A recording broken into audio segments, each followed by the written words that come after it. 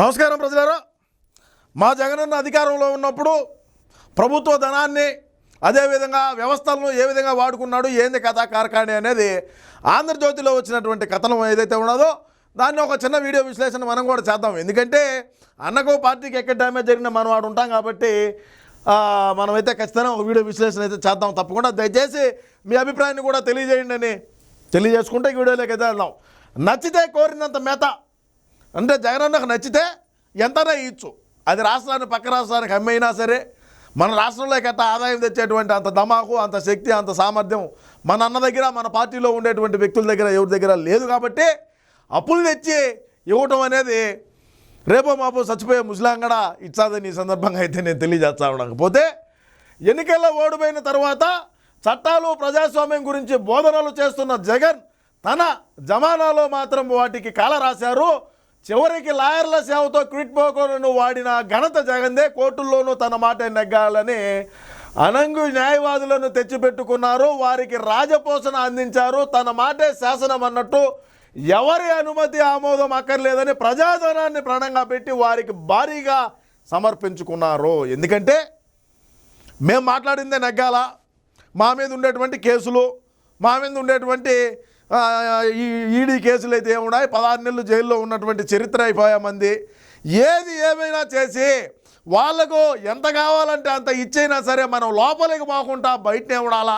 మన పార్టీకి సంబంధించినటువంటి వ్యక్తుల మీద, మన పార్టీలో క్రియాశీలకంగా ఉండేటువంటి వ్యక్తుల మీద ఎవరి మీదైనా కేసులు కట్టినా కూడా వాళ్ళకి ఎటువంటి ఇబ్బందులు లేకుండా చూసి మళ్ళా మనమే 30 సంవత్సరాల పాటు అధికారంలో ఉంటామనేటువంటి ఒక దృఢ సంకల్పంతో అయితే ముందుకు పోయినటువంటి మాట వాస్తవాన్ని సందర్భంగా తెలియజేస్తూ ఉండ. అయితే ఎంత చెల్లించారు, ఏ తరహా కానుకలు సమర్పించారు అనేది ఇప్పటిదాకా బయటికి తెలియదు. తెలుసా దగ్గరలో. ఎందుకంటే ప్రస్తుతం కూటమి ప్రభుత్వం వచ్చి ఒక 6 నెలలు అయింది. ఒక్కొక్కటి బయటికి తీర్చారు. రాబోయే రోజుల్లో ఖచ్చితంగా ఇది ప్రజాస్వామ్యం. ఇది ప్రజలకు మనం చేసినటువంటి మేలేంది, మనం చేసినటువంటి చెడ్డేంది, మనం చేసిన అవినీతి ఏంది, మనం తెచ్చిన అప్పులేంది, మనం ఏ విధంగా అక్రమాలు అవినీతికి పాల్పడినామనేది ఈ ప్రస్తుత కూటమి అయితే ప్రజల ముందు పెట్టేటువంటి ప్రయత్నంలోనే ఉండదని అయితే నాకైతే అనిపిస్తూ ఉన్నది.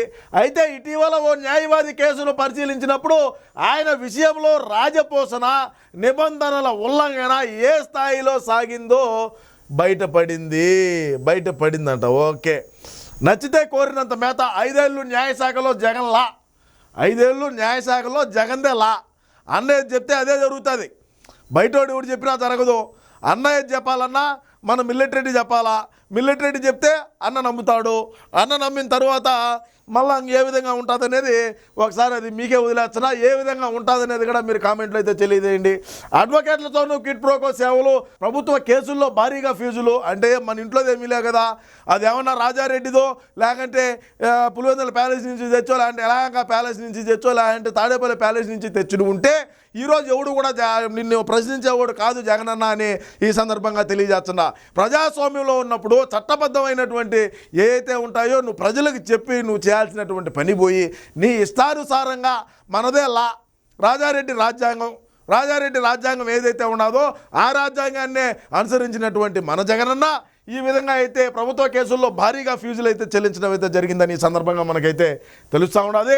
చెల్లింపులు అడ్డగోలుగా జీవోలు ఏంటంటే మనం ఎప్పుడు కూడా మనం అసెంబ్లీలో పెట్టి లేదంటే ప్రజలకు తెలియజేసి ప్రజాస్వామ్యంలో ఉన్నా మనము ప్రజలు తీర్పే అంతిమ తీర్పు అనేది లేకుండా రాత్రిలో 1 గంటకు 12 గంటలకు జీవో రాసి సంతకం పెట్టి స్టాంప్ వేసినాడంటే ఇంకా ఏం చేస్తాము?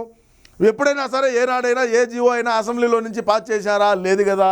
అదేవిధంగా సీఎం కాకముందే జగన్పై కేసులు, వాటికి వాదించేందుకు కీలక పోస్టులు. అంటే అన్న ముఖ్యమంత్రి కాకముందే కేసులు, 16 నెలలు జైల్లో, ఈ వ్యవస్థ, ఈ కథా కార్ఖానీలన్నీ అందరికీ తెలుసు. అందులో భాగంగా ఆ కేసులను వాటిని వాదించేందుకే కీలక పోస్టులు. ఆ కేసులు వాదించాలనే వాళ్ళకు కూడా కీలకమైనటువంటి పదవులు ఇవ్వటం అయితే జరిగింది. జగన్ జమానాలో వారికి రాజపోషణ. తాజాగా వెలుగులోకి మరో ఉదంతం. అప్పటి జీవో రద్దు చేసిన న్యాయశాఖ. ఓకే, రైట్, అప్పటి జీవోని రద్దు అయితే చేసిందని ఈ సందర్భంగా మనమైతే తెలియజేస్తా ఉన్నాం.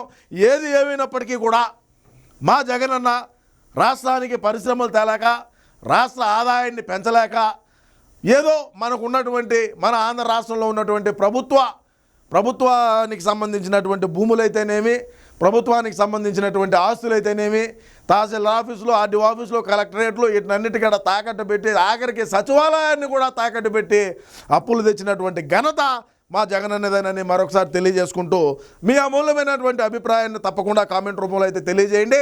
నమస్కారం.